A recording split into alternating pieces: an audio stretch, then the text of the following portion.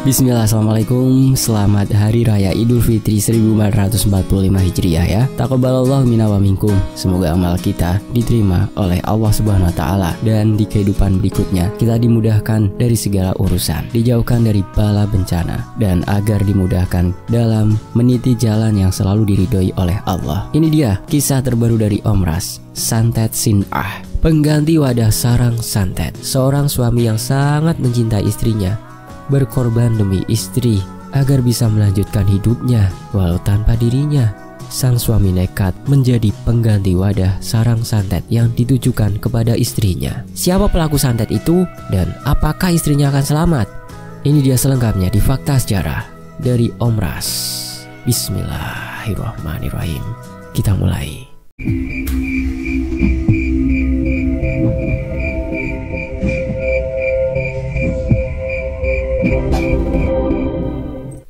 Kepalaku benar-benar sakit. Di bawah duduk saja rasanya seperti berputar-putar, ucap Vivi pada suaminya, sebut saja Rigen. Kalau begitu kamu istirahat saja, Vi. Jangan mengerjakan pekerjaan rumah dulu. Nanti aku saja yang bereskan setelah pulang kerja, ujar Rigen seraya mengelus kepala istrinya itu. Terima kasih ya. Sama-sama sayangku, balas Rigen seraya mencium kening istrinya, lalu berpamitan untuk berangkat kerja. Vivi merupakan perempuan berdarah Banjar, yaitu Kalimantan Selatan, asli. Sementara Rigen berdarah Dayak Siang Murung. Mereka memutuskan menikah setelah sebelumnya menjalin hubungan berpacaran selama 4 bulan.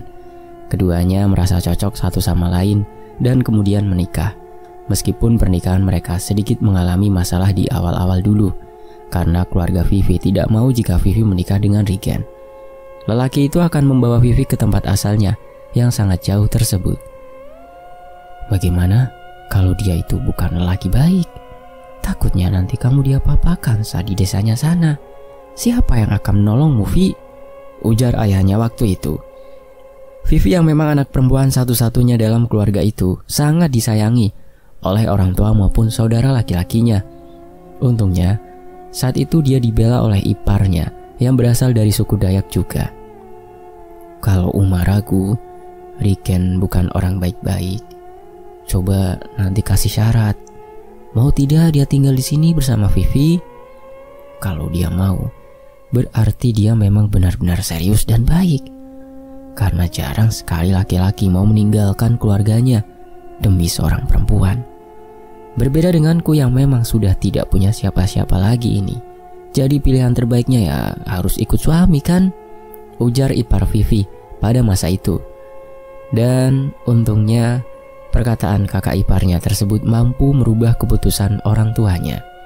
Hingga akhirnya orang tua Vivi mau menerima Rigen sebagai menantu.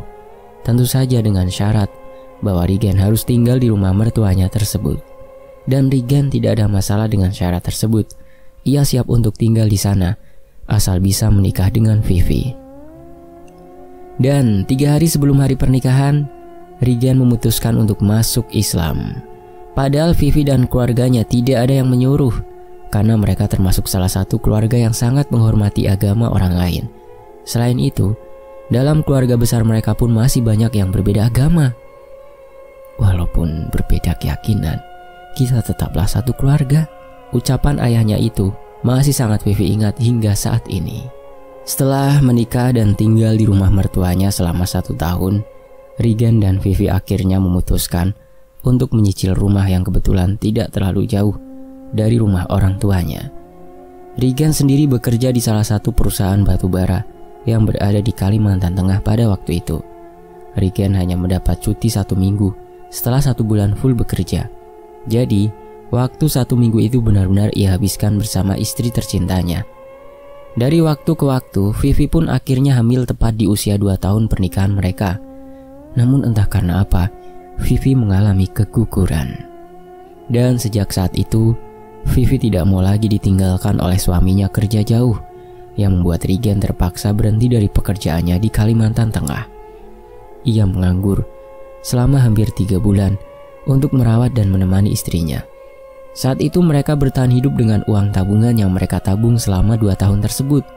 Dan tepat di bulan keempat saat itu Regan memutuskan melamar pekerjaan di perusahaan batubara yang berada di Kalimantan Selatan. Karena pada dasarnya si Regan ini punya pengalaman sebagai sopir, jadi dengan mudahnya dia masuk kerja di sana. Meskipun gajinya tidak sebesar di Kalimantan Tengah dulu, tapi ia cukup bersyukur karena bisa langsung mendapatkan pekerjaan di sana. Dan kebetulan tempat kerja Regan yang baru tersebut tidak terlalu jauh dari rumah mereka, hanya berjarak sekitar 5-6 km saja. Sementara itu di sisi lain, "Kamu baik-baik saja, Vi?" tanya ipar perempuannya itu, terlihat khawatir melihat wajah Vivi yang sangat pucat tersebut. "Aku baik-baik, Kak. Cuma entah kenapa ini kepalaku sakit terus, Kak. Seperti ditusuk-tusuk. Kadang bagian ulu hatiku yang sakit." Kakak ipar pertamanya itu mengerutkan alisnya menatap Vivi. "Mau aku temani ke dokter?" Tidak usah, Kak. Paling ini cuma pusing biasa. Maklumlah kan sekarang musim hujan. Mungkin aku masuk angin." Kalau sakit itu jangan dianggap remeh, Vi. Takutnya ada penyakit lain yang lebih serius," ujar kakak iparnya tersebut. "Tidak usah dipaksa. Orang dia bilang baik-baik saja kan," sahut kakak ipar keduanya itu seraya berdiri. Jadi, Vivi ini memiliki 3 saudara laki-laki. 2 kakaknya sudah menikah dan adiknya baru saja lulus sekolah. Kakak pertamanya menikah dengan perempuan dari suku Dayak, dan kakak keduanya menikah dengan perempuan yang masih satu daerah dengan mereka. Yang paling perhatian pada Vivi adalah kakak iparnya yang orang Dayak itu.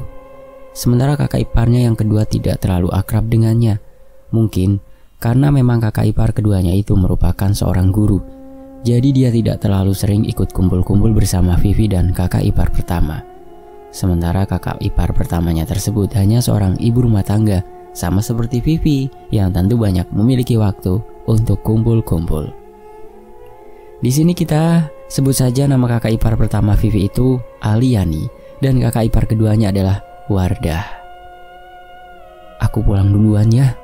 Ada tugas yang harus kukerjakan," ucap Wardah pamit pada Aliani dan Vivi. Keduanya mengangguk seraya tersenyum. "Jangan-jangan kamu hamil, Vi," ujar Aliani setelah Wardah pergi. Vivi terdiam sebentar. Ia kemudian tersenyum. Bisa saja yang dikatakan Kak Aliani itu benar adanya. "Iya ya, Kak. Kok aku tidak kepikiran ya?" "Nah kan, jadi kamu harus periksa ke bidan, Vi," ujar Aliani tersenyum. "Baiklah, Kak. Nanti kalau Regan sudah pulang, aku akan minta antar ke bidan," ucap Vivi. Dengan mata yang terlihat berbinar, Aliani tersenyum. Lalu ia menyuapi adik iparnya tersebut. "Sudah, Kak. Perutku rasanya mulas," ujar Vivi sambil memegangi perutnya. Tiba-tiba ia muntah dengan posisi masih ada di atas kasur. Vivi memuntahkan semua makanan yang tadi ia makan. Vivi masih muntah-muntah, namun kini ia muntah air yang begitu banyak hingga membasahi hampir seluruh kasur. Dan kemudian Vivi merasa badannya terasa sangat lemas. "Vi," panggil Aliani, khawatir saat melihat Vivi jatuh ke atas kasur dengan posisi terlentang. Vivi tak menjawab, hanya hela nafasnya yang terdengar dan raut wajah Vivi yang terlihat kesakitan. Aliani menjadi panik melihat keadaan Vivi saat itu. Ia langsung berlari keluar rumah untuk meminta tolong pada salah satu tetangga. Dan tetangga yang dimintai pertolongan itu pun bergegas mengeluarkan motornya untuk digunakan memanggil bidan. Aliani kembali ke rumah adik iparnya tersebut dan melihat Vivi sudah berdiri mematung di depan jendela kamarnya. "Kamu baik-baik saja, Vi?" tanya Aliani. "Iya, Kak. Aku merasa lebih enakan sekarang," jawab Vivi. "Kamu serius? Tadi itu kamu habis muntah sampai kayak benar-benar lemas begitu." "Iya, Kak, aku juga merasa aneh. Karena setelah badanku terasa lemas tadi, aku tiba-tiba merasa badanku seperti enteng dan sakit kepalaku pun sudah hilang." Aliani mengerutkan alisnya. Matanya menatap Vivi dengan dekat. Mereka diam-diaman hingga tetangga yang tadi dimintai tolong oleh Aliani datang bersama Bu Bidan. Bu Bidan tersebut menatap tetangga Vivi, seolah mempertanyakan kebenaran akan perkataannya. "Saya juga tadi dikasih tahu kakak iparnya, Bu, kalau Vivi ini lemas setelah muntah-muntah. Makanya saya cepat-cepat memanggil ibu," ujar tetangga Vivi tersebut lebih dulu sebelum ditanya. Bu bidan kemudian menghela nafas dan mengangguk. Ia juga melakukan pengetesan pada urin Vivi, tapi rupanya hasilnya negatif. Vivi tidak sedang hamil. Negatif, Bu. Tapi adik ipar saya ini benar-benar mengalami gejala-gejala seperti orang hamil muda, Bu. Ujar Aliani seakan tak percaya dengan hasil yang disampaikan oleh Bu bidan. Kalau semisal masih ragu, besok bawa saja ke tempat praktek saya. Biar di sana kita cek lagi menggunakan urin pertama setelah bangun tidur di pagi hari. Karena tentu lebih bagus kalau menggunakan urin pertama di pagi hari, ujar Bu bidan. Setelah berkata seperti itu, Bu bidan langsung pamit pulang. Karena memang sedari tadi teleponnya berdering terus. Mungkin ada yang mau melahirkan. Tetangga Vivi pun pulang karena merasa Vivi baik-baik saja, tapi tidak dengan Kak Aliani. Ia masih di rumah Vivi untuk menemani Vivi sampai Rigen pulang. Malamnya sekitar pukul 7 malam, Rigen pulang dengan diantar oleh temannya. Loh, kamu kenapa, Gen? Tanya Kak Aliani melihat memar di bagian pipi hingga bibir Rigen. Kena cium besi, Kak, jawab Rigen setengah bercanda. Kamu ini muka begitu masih bisa bercanda? Ujar Aliani. Rigen tertawa. Kemudian setelah meletakkan sepatunya di rak belakang pintu, ia pun langsung masuk ke dalam kamar untuk melihat keadaan istrinya. Mukamu kenapa? Tanya Vivi kaget saat melihat wajah Rigen. Dicium besi di tempat kerja. Biasalah, temanku kurang fokus. Tuh kan cuma gara-gara temanmu yang kurang fokus malah kamu yang jadi begini. Sudahlah sayang, aku baik-baik saja. Beberapa hari juga sembuh. Vi, Gen, kakak pulang dulu ya, ujar Kak Aliani yang saat itu sudah berdiri di depan pintu kamar. Terima kasih banyak sudah bantu-bantu di sini ya, Kak. Oh ya, ini aku sedikit rezeki buat kakak, ujar Gen seraya menghampiri Aliani yang sudah ingin segera pulang. Apa ini, Gen?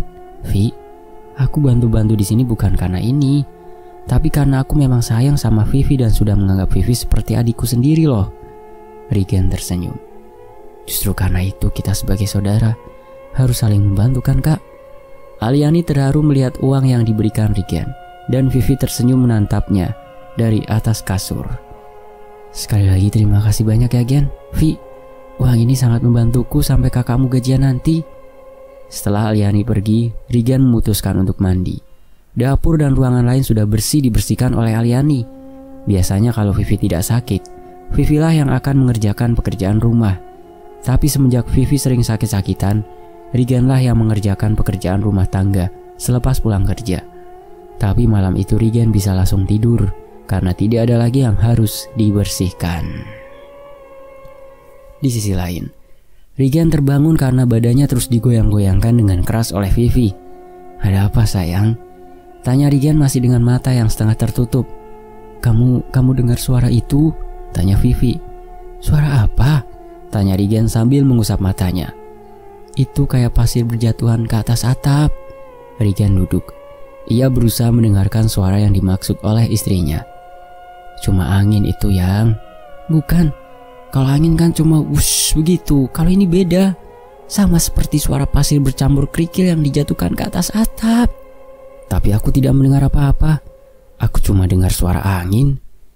Tiba-tiba di atas atap terdengar seperti suara sesuatu meledak atau seperti suara benda jatuh yang menimpa atap hingga membuat suara nyaring mengagetkan keduanya. Kalau yang ini aku dengar. Sebentar aku cek dulu, mungkin kucing berkelahi, ujar Rigen seraya beranjak dari tempat tidur. Vivi menunggu di dalam kamar. Perasaannya sangat tidak enak sekali saat itu. Beberapa saat ditunggu, Rigen tak kunjung masuk. Bahkan suaranya pun tidak terdengar.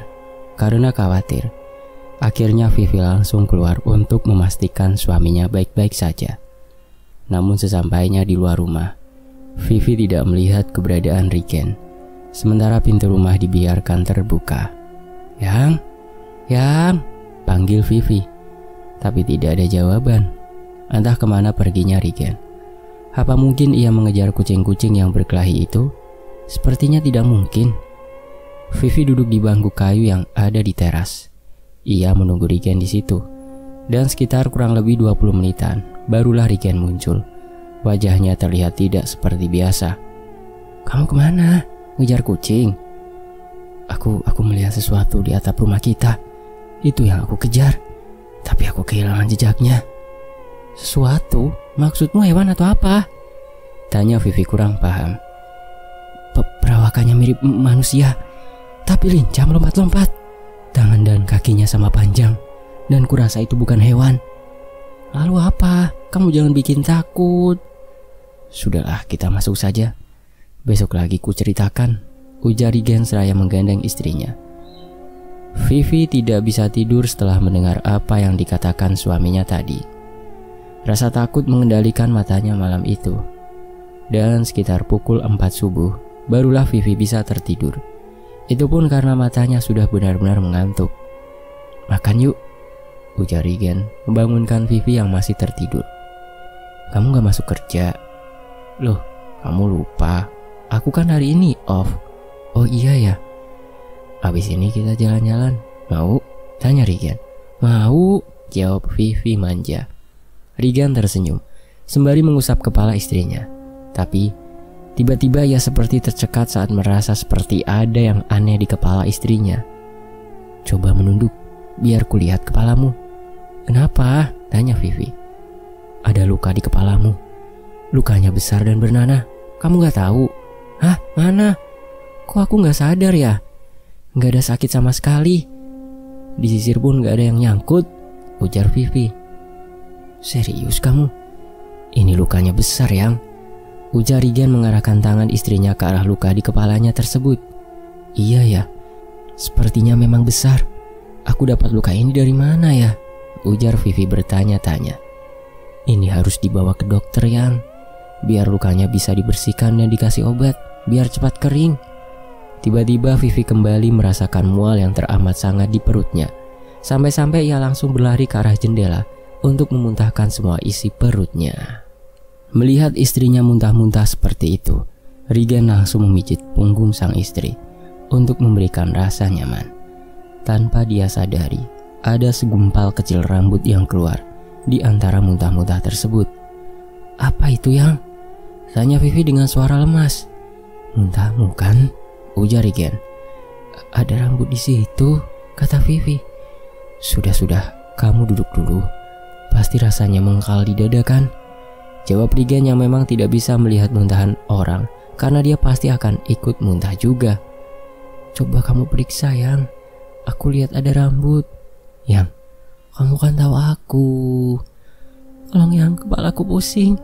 Potong Vivi yang membuat Regen akhirnya mau tak mau harus melihat ke bekas muntahnya Vivi. Iya ada rambut, ujar Regen berakhir muntah. Kamu gak apa-apa kan? Masih bisa duduk gak?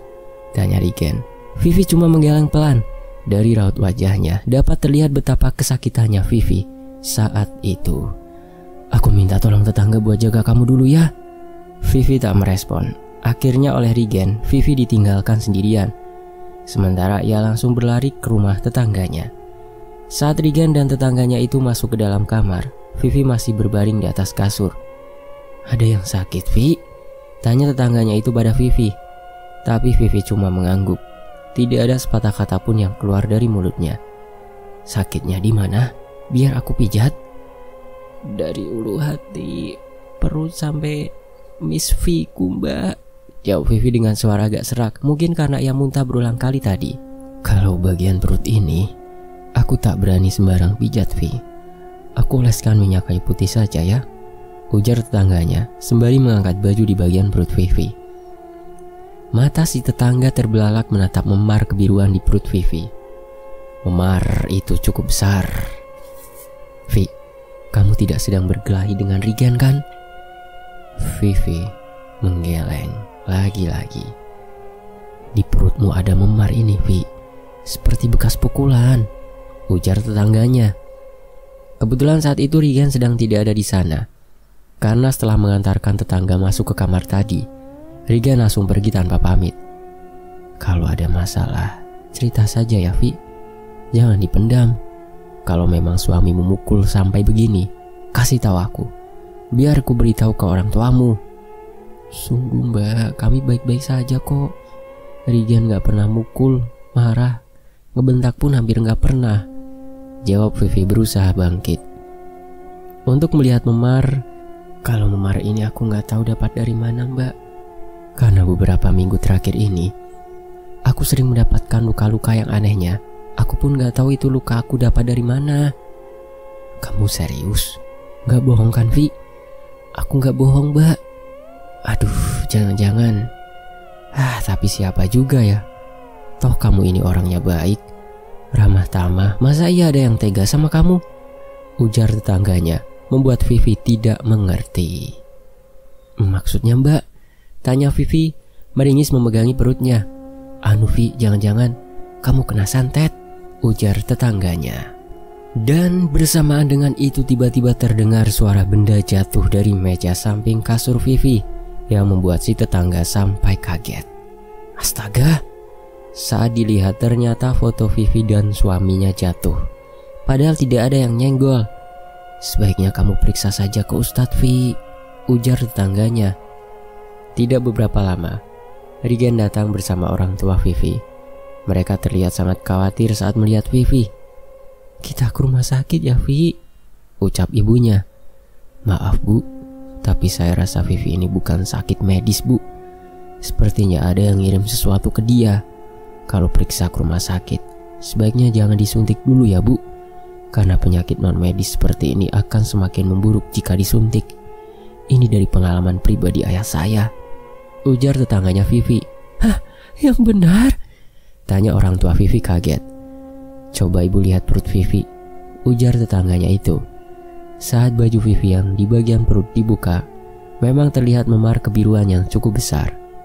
Di kepalanya juga ada mah, ujar Rigen. Ya Tuhan, kasihan sekali kamu nak. Siapa yang tega berbuat seperti ini? Ucap ibunya terisak. Coba saja bawa ke Ustadz bu, atau orang yang paham dengan hal-hal seperti itu, usul tetangganya. Hari itu juga orang tua Vivi memanggil Ustadz kenalan mereka untuk datang ke rumah Vivi. Dan sekitar setengah jaman, Ustadz yang tadi dipanggil oleh orang tua Vivi datang. Ustadz itu meminta sebotol air mineral dengan ukuran besar pada ibunya Vivi. Dan oleh Ustadz, di dalam botol itu dibacakan doa-doa. Nanti minumkan air ini padanya. Lalu kemudian sisa minumnya itu diciprat-cipratkan ke seluruh kamar ini. Orang tua Vivi dan Rigen mengangguk secara bersamaan. Lalu tidak lama Ustadz pun berpamitan untuk pulang. Benar saja, setelah meminum air doa itu, Vivi mulai berangsur-angsur sehat. Namun ketika air doa itu habis, Vivi kembali jatuh sakit lagi. Setelah beberapa kali meminta air doa pada Ustadz, akhirnya Rigen memutuskan untuk membawa Vivi ke kampung halamannya. Karena menurut Rigen di sana ada pamannya yang sangat lihai dengan dunia santet menyantet. Insya Allah, amang saya bisa menyembuhkan Vivi mah, bah, ujar Rigen meminta izin pada kedua mertuanya itu. Tapi kalau misal tidak dibolehkan kami berangkat berdua, Uma dan Abah bisa kok ikut. Sekalian melihat kampung halaman saya di pedalaman, ucap Rigen lagi. Akhirnya setelah kedua orang tua Vivi berunding, mereka pun setuju untuk ikut menemani keduanya untuk berangkat ke kampung Rigen. Dan keesokannya mereka sudah siap-siap pergi. Setelah menempuh perjalanan yang sangat panjang, ditambah hal-hal aneh yang terus terjadi pada Vivi, akhirnya mereka berempat pun sampai di rumah Rigen. Keluarga besar Rigen menyambut kedatangan mereka dengan sangat hangat. Mereka juga terlihat khawatir saat melihat keadaan Vivi. Namun mereka harus menunggu malam nanti agar bisa langsung bertemu dengan amangnya Rigen. Karena pada saat itu, amangnya Rigen sedang berada di ladang. Kita panggil saja amang si Rigen ini dengan nama Amang Kuncai. Di sisi lain, hari sudah mulai gelap. Vivi masih mengeluhkan sakit di bagian ulu hati hingga Miss V-nya. Bahkan kini ia juga merasakan sendi-sendinya seperti remuk. Tidak lama setelah hari gelap, Amang Kuncai datang bersama adik sepupu Rigen yang tadi disuruh menjemput si Amang. Saat baru masuk melewati pintu, Amang Kuncai langsung tertegun melihat ke arah Vivi. Setelah beberapa saat tertegun, Amang Kuncai mendekat ke arah Vivi. Matanya terpejam dengan tangan yang ditempelkan di ubun-ubun kepala Vivi. Dia ini terkena santet dari Dayak Seberang. Santet yang sangat mematikan. Sebelum akhirnya mati, dia ini akan terus-terusan sakit. Sakit yang dari hari ke hari semakin bertambah parah. Aku tidak sanggup mengobatinya, ujar Amang Kuncai. Mata Rigen melotot. Ia tidak menyangka kalau amangnya yang dia kenal selama ini sebagai ahli santet yang sangat hebat bisa mengucapkan tidak sanggup. Sehebat apa santet itu? Mang, tolong Mang. Saya mohon sembuhkan istriku, Mang. Isak Rigen menyentuh kaki amangnya. Aku tidak bisa. Aku tak sanggup. Aku tahu Amang bisa, katakan saja Amang bisa kan? Aku tidak bisa, Gen. Ini terlalu berat. Baik, kalau memang Amang tidak mau mengobati istriku, aku juga akan ikut mati bersamanya nanti, ujar Rigen dengan suara lantang, mengejutkan orang-orang yang berada di sana. Amang Kuncai menarik nafas panjang. Ia menatap langit-langit rumah. Sebelum akhirnya ia berbicara. Iblis yang diminta untuk membunuh istrimu ini meminta nyawa pengganti. Baru setelah itu dia akan melepaskan Vivi. Tapi ini iblis, Ken. Aku tahu dia tidak akan menepati janjinya.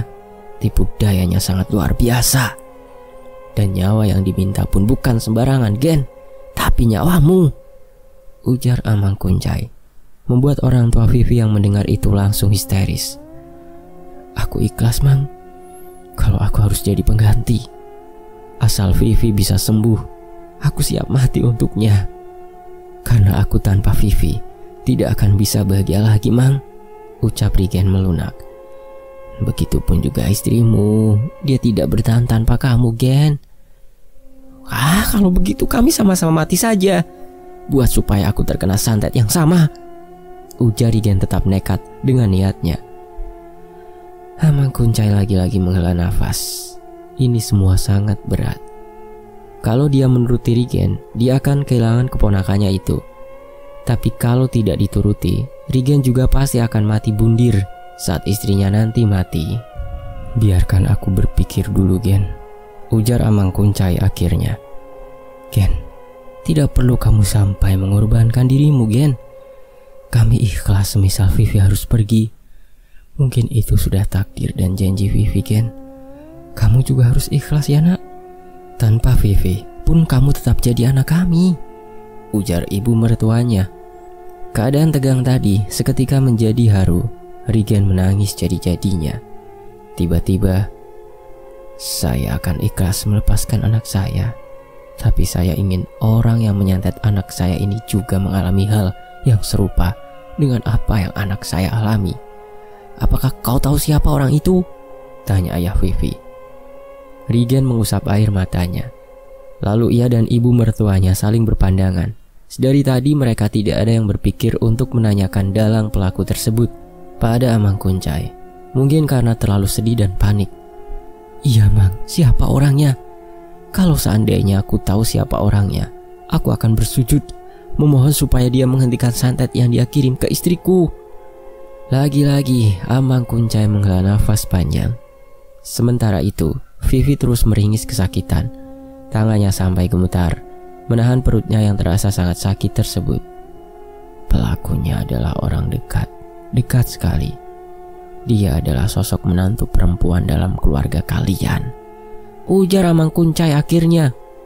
Bersamaan dengan itu, Vivi berteriak kesakitan. Bagian perutnya tiba-tiba membiru dan terlihat ada sesuatu yang bergerak-gerak di dalamnya. Orang-orang yang ada di situ menjadi syok. Ibunya Vivi dan Rigen menangis jadi-jadinya sambil memegangi tubuh Vivi. Oleh Mang Kuncai, Vivi diberikan air yang sudah dimantrai, dan dalam sekejap Vivi menjadi tenang kembali. Ada 2 menantu perempuan di keluarga kami. Siapakah dia? Ujar ayah mertua Rigen dengan wajah yang merah padam menahan emosinya. Tentu saja dia marah. Orang tua mana yang tidak marah melihat putri kesayangannya jadi seperti itu? Sementara Rigen tidak lagi ikut berbicara. Ia berada di samping Vivi sambil memeluknya. Dia tidak punya anak, masih berusaha untuk mendapatkan anak. Santet ini dipicu oleh rasa marah dendam, rasa iri dan rasa sakit hati terhadap suaminya, ujar Amang Kuncai membuat orang tua Vivi seakan tidak percaya. itu Wardah. Tapi apa yang membuatnya iri marah dendam pada Vivi? Vivi sama seperti dia. Vivi juga belum punya anak, tanya ibu mertua Rigen. Dari yang aku lihat, dia ini iri dengan respon dan perlakuan Rigen pada Vivi, karena suaminya tidak seperti itu. Suaminya ini lebih sering menyalahkannya karena dia belum juga hamil. Padahal segala cara sudah dilakukan keduanya untuk mendapatkan anak. Lalu karena itu suaminya berubah dan mulai membandingkan istrinya itu dengan adiknya, si Vivi. Bahkan suaminya ini pernah punya selingkuhan dan sekarang sudah tidak lagi karena suaminya sudah diberikan sesuatu yang tidak bagus, semacam perunduk kotor. Tidak hanya sampai di situ, karena rasa sakit hati dan dendamnya mulai bermunculan, ia berniat jahat saat melihat Vivi yang begitu bahagia diperlakukan seperti ratu oleh Rigen. Tidak seperti dia yang malah diperlakukan sebaliknya oleh suaminya sendiri. Tujuan dia menyandat Vivi supaya adik tersayang suaminya itu menderita dan mati, menderita sakit dan kehilangan jika Rigen menggantikannya. Dan jika tidak, maka Vivi akan mati secara perlahan dengan rasa sakit dan tersiksa. Ayah mertua Rigen terdiam, nafasnya terdengar berat. Apapun itu, tidak seharusnya dia melakukan ini semua pada Vivi. Vivi di sini tidak bersalah. Yang salah itu suaminya. Kenapa dia melakukan ini pada Vivi? Malam semakin larut. Setelah dirasa tidak ada lagi yang perlu dikatakan, Amang Kuncai lalu pamit pulang. Rigen masih memeluk Vivi sambil menangis. Sementara mertuanya terlihat melamun dengan berbagai macam pikiran yang kusut. Pagi-pagi sekali Rigen pergi. Ia sama sekali tidak pamit pada mertuanya maupun Vivi. Keluarganya yang ada di rumah itu pun tidak ada yang tahu Rigen pergi kemana. Tok tok tok. Rigen mengetuk pintu rumah kayu tersebut dengan keras. Tidak berapa lama muncul Amang Kuncai di belakang Rigen, yang ternyata saat itu Rigen sedang berada di rumah Amang Kuncai. "Mau apa lagi kamu, Gen?" "Tolong saya, Mang. Saya ingin menggantikan Vivi. Dan saya juga ingin agar orang yang sudah membuat Vivi begini mati." "Kamu ini sudah gila kah? Kamu itu keponakanku. Mana mungkin aku sanggup untuk membuatmu menjadi pengganti seperti syarat yang diberikan iblis itu," ujar Amang Kuncai. "Aku memang sudah gila, Mang. Dan aku akan semakin gila jika Amang tidak mau membantuku. Apa Amang harus menontonku bundir dulu, baru Amang akan membantu?" "Bantu aku lah, Mang. Aku hanya ingin kematianku bisa menyelamatkan perempuan yang aku sayangi." "Baiklah, kalau memang itu maumu, aku akan mengabulkannya," ujar Amang Kuncai dengan suara bergetar. Rigen menatap Amang Kuncai. Ia senang karena akhirnya amangnya itu mau menuruti keinginannya. Namun ia juga sedih saat tahu hidupnya tidak akan lama lagi. Tapi rasa sayang dan cintanya terhadap Vivi mengalahkan ketakutannya tentang kematian. Ia rela melakukan apapun demi Vivi, bahkan menukar nyawanya pun ia sanggup. "Terima kasih, Mang. Malamnya bersiaplah, Gen. Kita akan melakukannya malam ini." Tubuh Vivi masih terbaring, namun memar-memar di tubuhnya sudah mulai menghilang. Setelah ritual itu, tampaknya Rigen masih biasa-biasa saja. Meski hal-hal yang tidak masuk akal mulai terjadi. 1 minggu telah berlalu. Dan hari itu Vivi, Rigen dan juga kedua mertuanya akan kembali pulang. "Kau tidak mau tinggal di sini saja, Gen?" tanya Amang Kuncai yang melihat Rigen seperti sedang menahan sakit. Mendengar pertanyaan Amang Kuncai, kedua orang tua Vivi langsung menatap Rigen. Dari tatapan itu, tampak mereka sangat khawatir dengan menantunya tersebut. "Aku hanya sedikit kelelahan, Mang.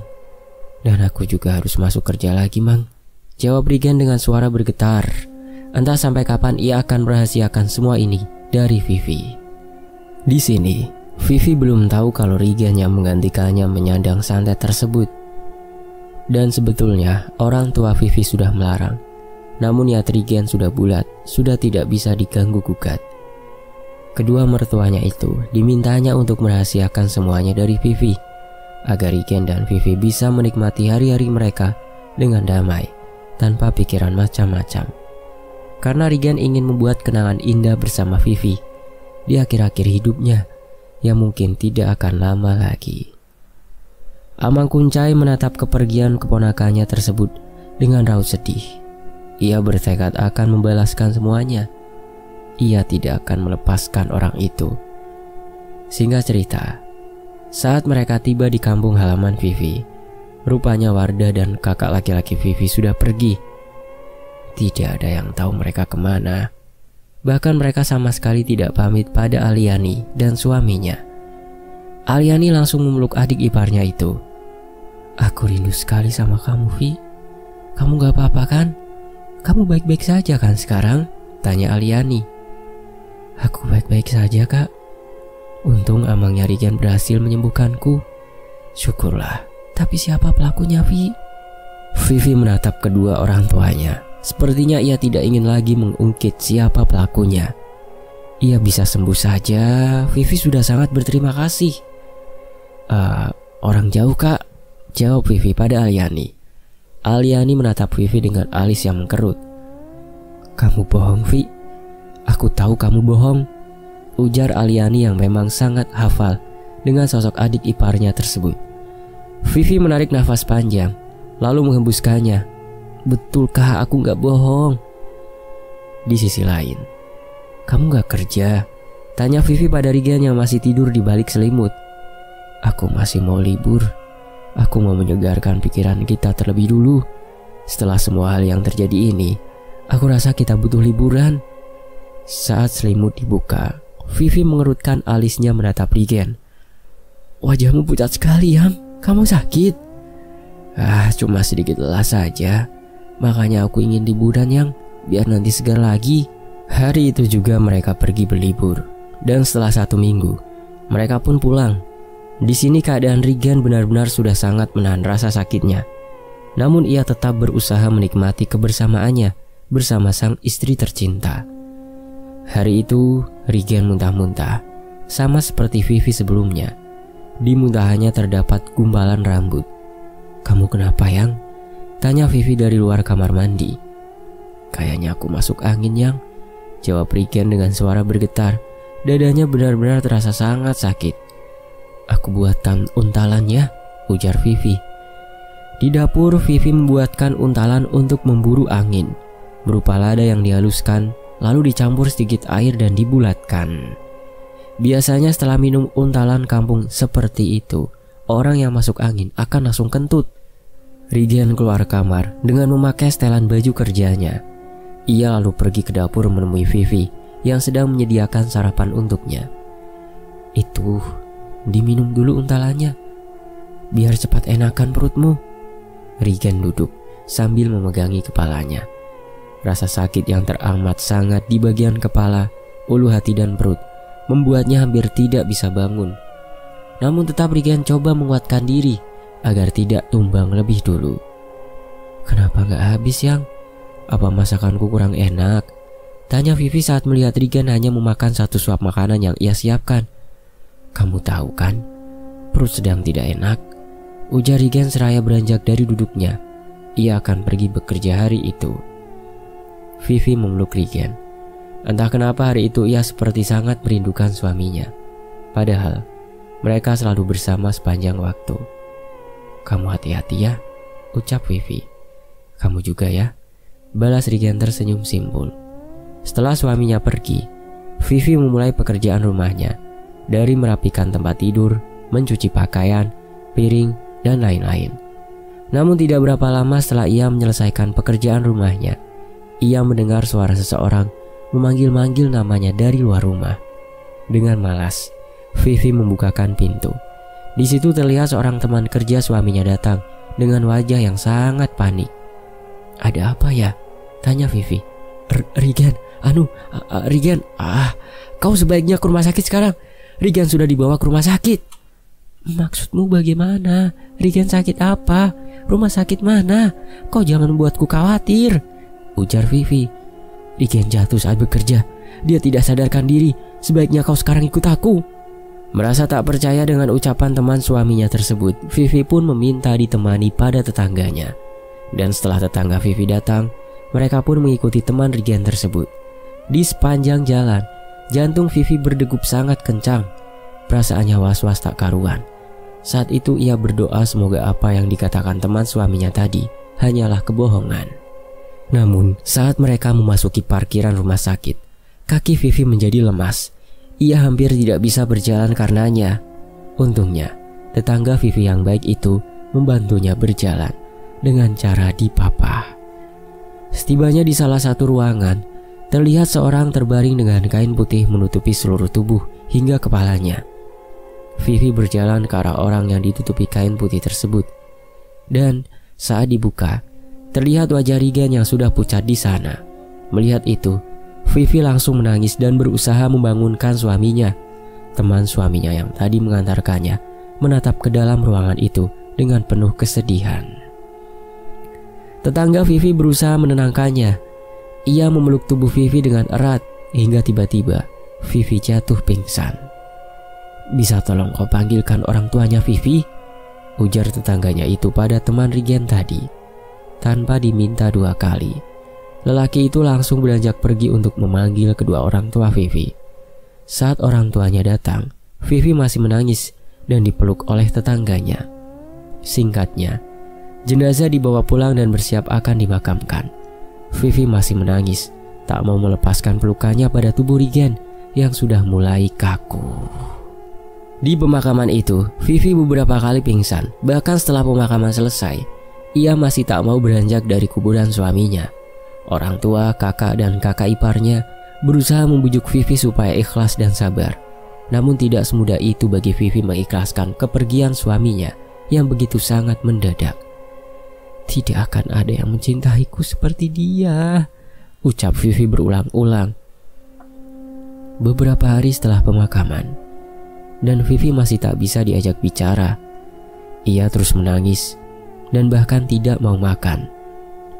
"Kau tahu, Vi, kalau Regan melihatmu seperti ini, dia pasti sangat sedih. Dia mengorbankan dirinya karena dia tidak ingin melihatmu kesakitan lagi. Tapi kamu malah seperti ini," ujar ibunya. Vivi langsung menatap sang ibu. Begitupun juga dengan Aliani yang saat itu sedang berusaha menyuapi Vivi. "Regan apa tadi, Ma?" tanya Vivi. "Dia sangat menyayangimu, Vi. Dia rela menggantikanmu. Dia rela menahan rasa sakit akibat santet itu hanya demi melindungimu, Vi. Tolong ya, Vi. Jangan kamu sia-siakan pengorbanan Regan dengan cara menyiksa dirimu begini." Aliani melotot. Ia sangat kaget mendengar apa yang dikatakan oleh mertuanya itu. Sementara Vivi menangis jadi-jadinya. "Kenapa Uma tidak mencegahnya? Kenapa? Kami sudah berusaha melarang Regan, Vi. Bahkan amangnya pun sudah memarahi dan melarangnya.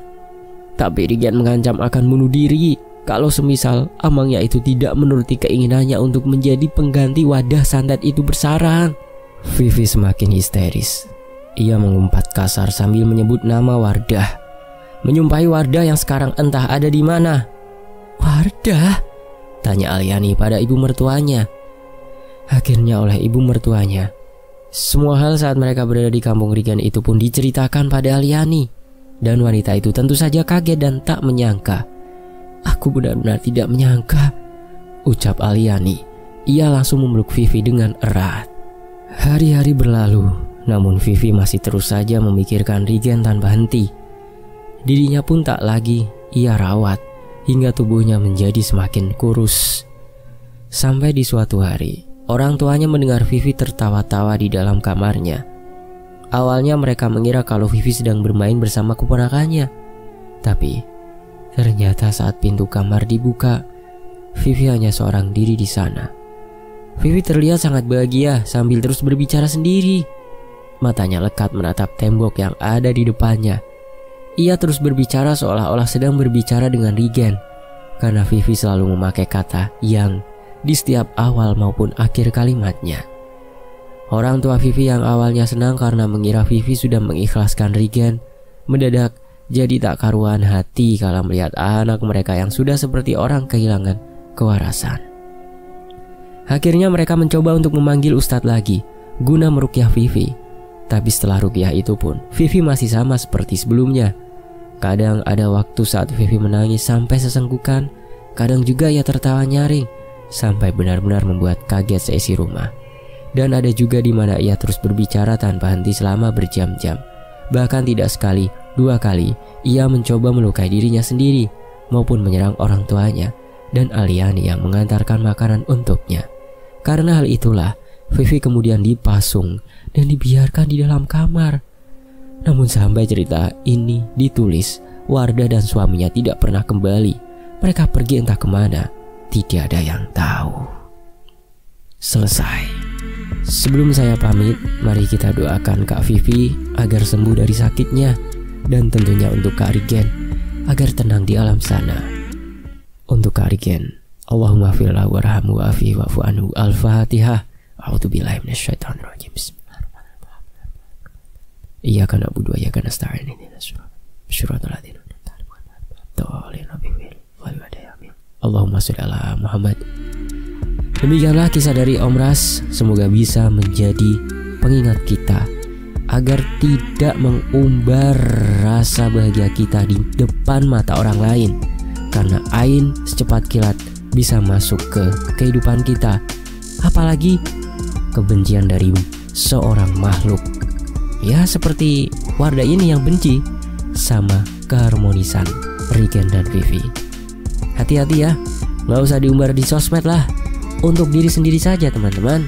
Sadar ya, semoga kita bisa mengambil hikmah dari kisah ini. Minal aidin wal faizin.